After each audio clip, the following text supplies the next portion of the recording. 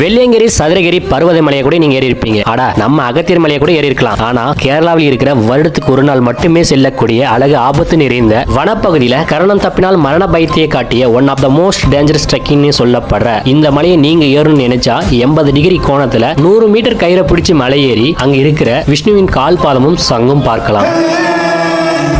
பயங்கரமா இருக்கு. இதான் ஃபர்ஸ்ட் டைம் இந்த எக்ஸ்பீரியன்ஸ் பண்றேன். திருவிழாவா இருக்கும், தரமாவும் இருக்கு. அது மட்டும் இல்ல மக்களே, வருடத்துக்கு ஒரு நாள் மட்டுமே பாறையிலிருந்து வரும் தண்ணியை அருந்தினால் புண்ணியம்னு சொல்றாங்க. இந்த மலை ஏறும்போது நான் பார்த்து வியந்த ஒரு அதிசயம். நான் எவ்வளவோ மலை போயிருக்கேன். ஆனா இந்த மலை போவதற்கு முன்பு இந்த மலை ஏறுபவர் அந்த குடும்பத்தில் இருக்கும் அனைவரு காலிலும் விழுந்து ஆசீர்வாதம் வாங்கிட்டு பின்னாடி தான் இந்த மலை ஏறுவாங்களாம். ஏன்னா அவங்க ரிட்டர்ன் வருவாங்களா இல்லையான்ட்டு அவங்களுக்கே ஒரு டவுட். அவ்வளவு டேஞ்சரஸ் ட்ரெக்கிங் தான் இந்த கோபாலசாமி மலை.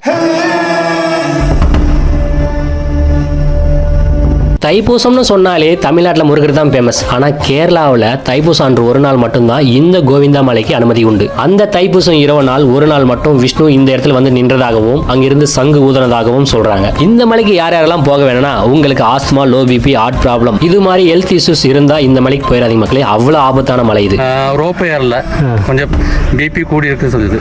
தைப்பூச நாள் மட்டும் நடக்கும் ஒரு அதிசயம். வருடத்துக்கு ஒரு நாள் மட்டுமே இந்த மலையில் கிடைக்கும் ஒரு புனித நீரை 50 வருடங்களாக அருந்தி வரும் ஒரு ஐயா. 50 வருஷ தீர்த்தம் எங்கிட்ட இருக்கு. 50 வருஷம்